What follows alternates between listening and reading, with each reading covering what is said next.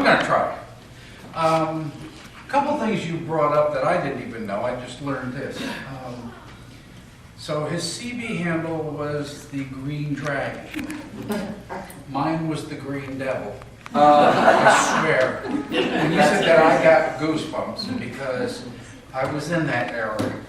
Yeah, I was the Green Devil. I had a Green Maverick, and that's what it was. So that was interesting. He talks about them being together.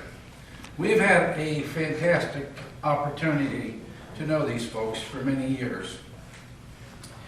And you're right, wherever they went. We went to the beach, they sat in a chair, they held each other's hand. They were together with everything. Very seldom did they go anywhere without each other. And you're right, he never had a mean word.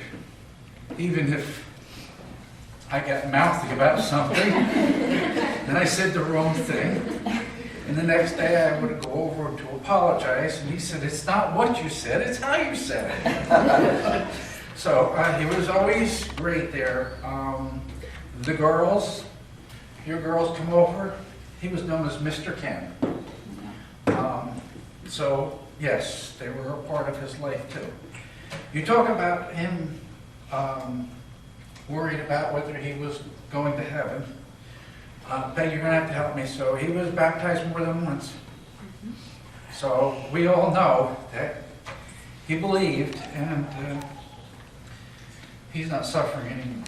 Anyway, so Brooks always starts with a joke, so I thought I'd try it. Okay?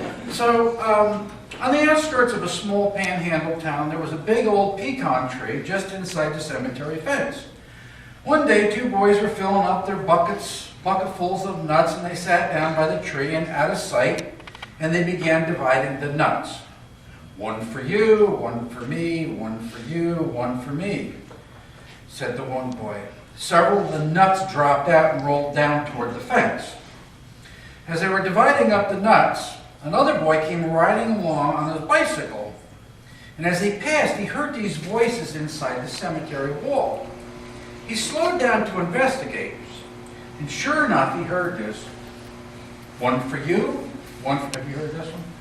One for you, one for me, one for you, one for me. In an instant, he just knew what it was. He jumped back on his bike and raced to find someone to tell them what he had just heard. Just around the bend, he met an old man with a cane hobbling along. Come here quick, said the boy. You won't believe what I heard. The devil and God are down at the cemetery dividing up souls. The man said, beat it, kid. Can't you see it's hard for me to walk? When the boy insisted, though, the man hobbled slowly towards the cemetery. Standing there at the fence, they heard, one for you, one for me, one for you, one for me. The old man whispered, boy, you've been telling me the truth. Let's see if we can see God. Shaking with fear, they come around the corner, peering through the fence. Yet they were still unable to see what was going on. The old man and the boy gripped the wrought iron rails of the fence tighter and tighter as they tried to get a glimpse of God. At last they heard, one for you, one for me, that's all. Now let's go get those nuts down by the fence and we're done. They said that the old man had a lead for a good half a mile before the kid finally passed him on his bike. All right, that cleared me too. Okay, first of all, Peg's family, Linda and I want to thank everyone here for coming today to celebrate the life of our dear friend Ken. I want to stand here today and speak of some great times we have shared with the Redner family and to honor Ken for being a great friend to all of us here. In 2016, we were hanging out with a group of people back out in the back end of the park. We were attending shows. We went to Daytona, and we did some dinners out. Some of you are sitting in this room right now. Last year, or that year, is when we decided to put this lodge area in back of us. And Ken and Peg were very interested, so they started contacting and talking to us more about what their plans were going to be for the future. As a matter of fact, while they were up north, they called Linda one day and said, hey, can you get pictures of one of the models that I'm interested in, but they don't have it around here? And my darling wife says, of course we'll find one, south of Tampa.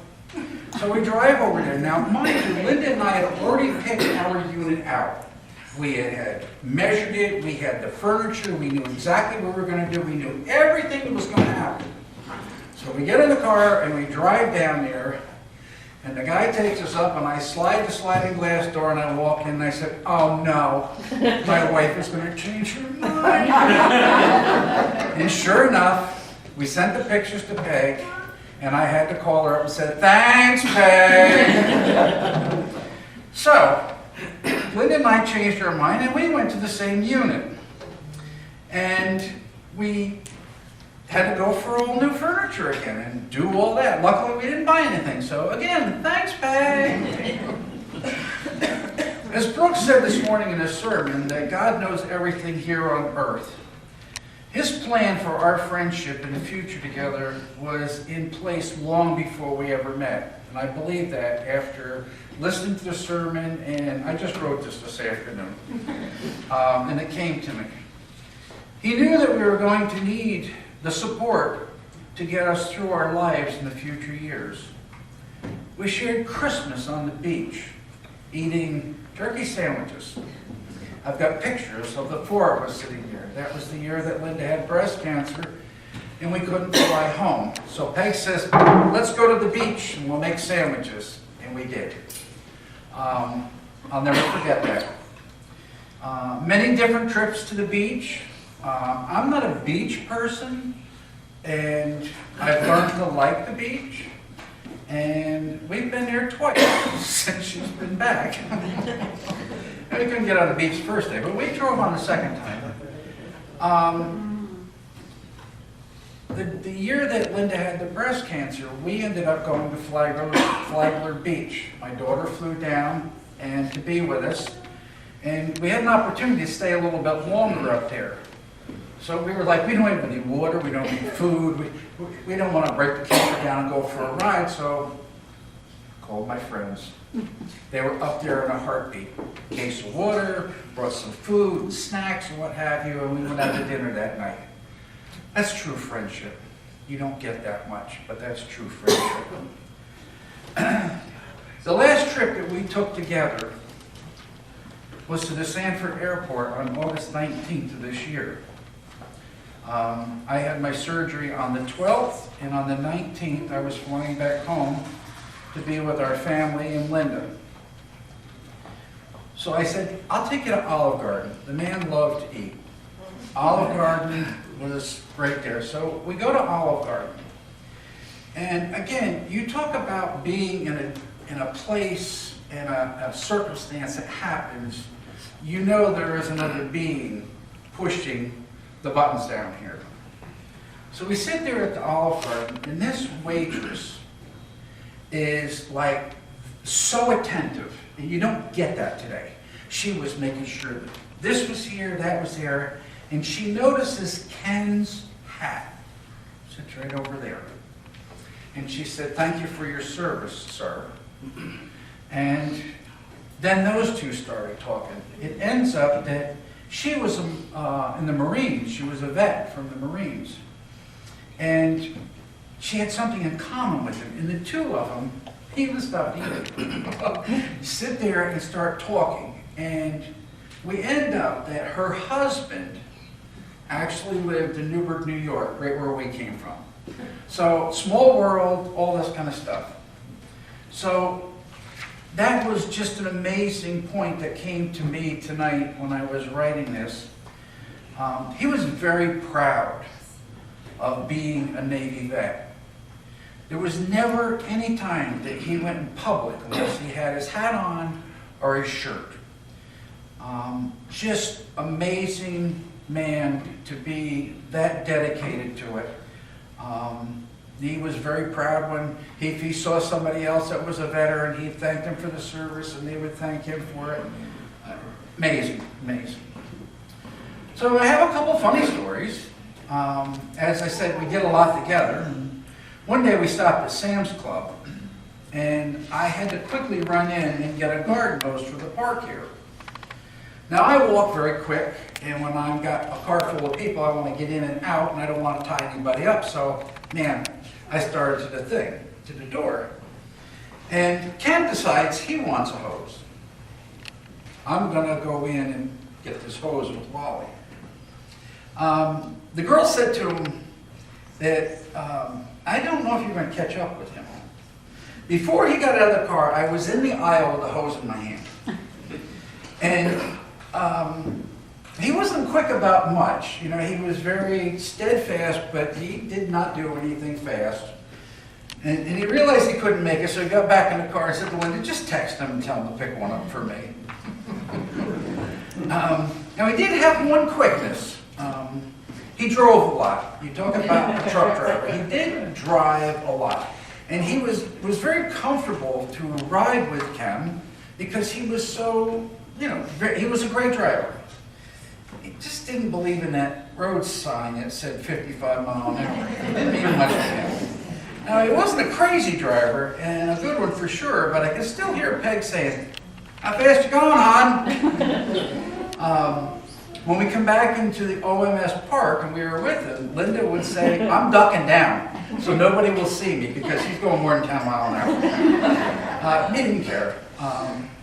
We got in the car one day, and I noticed where the speedometer is, there was a glass case and some napkins in that area.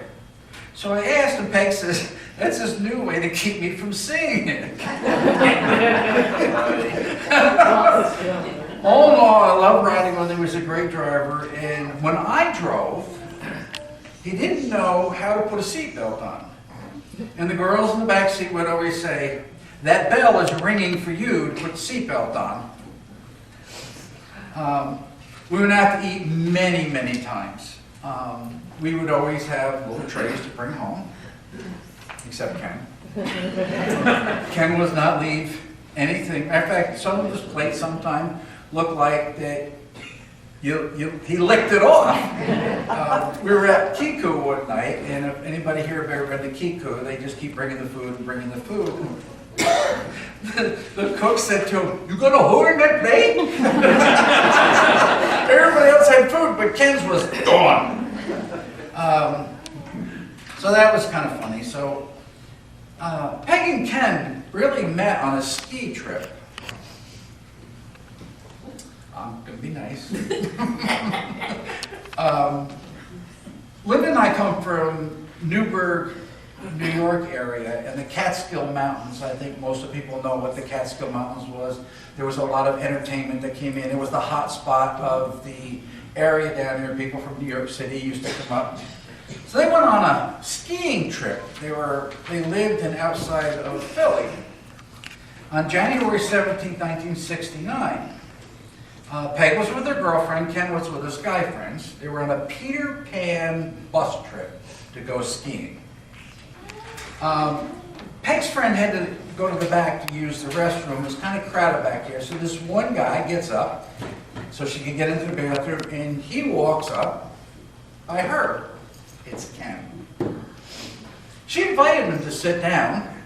So they sat down, and they were chatting. The bus driver turned into a parking lot, ran over the curb, and she went airborne.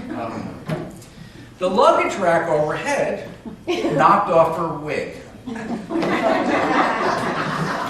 And the rest was history as we know it because they got married and had kids. And by the way, it was always known that she flipped her wig over Ken. They were married October 3rd, 1970, and would be married for 52 years last month, as Brooks mentioned.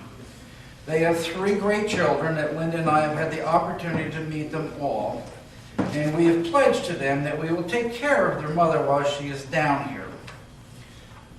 We met Kim, which is her oldest daughter, right? The oldest daughter. She has 4 kids.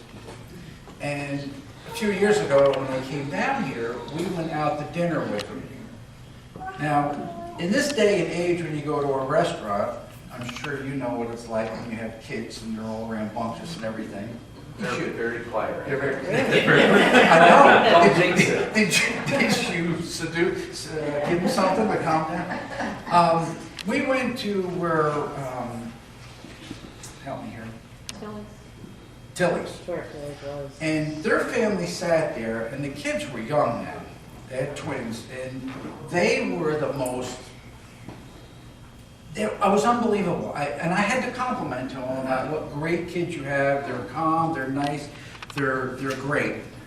We went on a boat one time. I didn't write that down, but, and the four of them they want to drive the boat. And I'm like, uh-oh. So we decided that maybe we'd keep them quiet if we let them drive the boat. Well, how are we going to do this with the four kids? And I said, we're going to go from the oldest to the youngest. We were okay until we got down to the twins. It's a boy and a girl. And there's 1 minute apart. And boy, was the boy annoyed that he was going to be the last one to drive the boat. So we drove. They all had a allotted amount of time. We were out on the lake going around. Well, Justin gets in and he goes up there and we said, okay, just slowly push the throttle forward. I'm standing there. And he just nailed it right now. I thought I was going to go over the back of the boat. So, but when we got back here, Carl's old garage here had all the old cars. And it was dark, and I said to him, you want to go over next door? I got something to show you.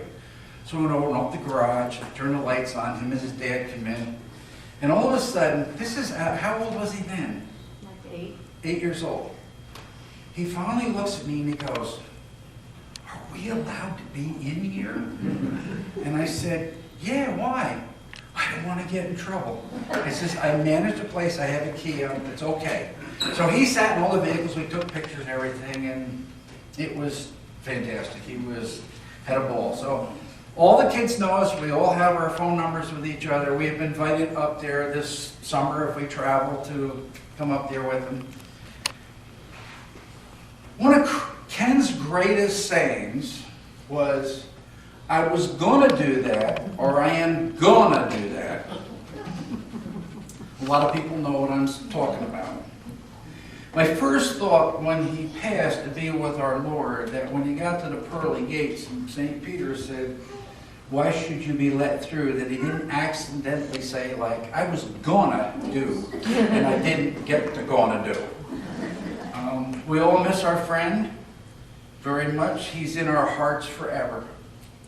Peg, we love you, and we will be here for you. So then this afternoon, she gives me, I guess it's the obituary card from, and I'm not reading the whole thing, but this sums it up. I don't know who wrote this. Brianna. By nature, Ken was a selfless provider who worked hard for the good of his family. One of the greatest loves of his life was helping in all with a Mr. Fix-It mentality. He always got the job done. As for making a living, he represented 40 years as a proud truck driver. On his daily belt buckle labeled, "Truck Drivers Move the Nation." You might also see Ken sporting a U.S. Navy hat paired with a blue shirt that brought out his crystal blue eyes. All who got to know him personally knew he never left a plate unfinished. And I love you left unsaid. He was a great man. We're going to miss him. Thank you. Thank you.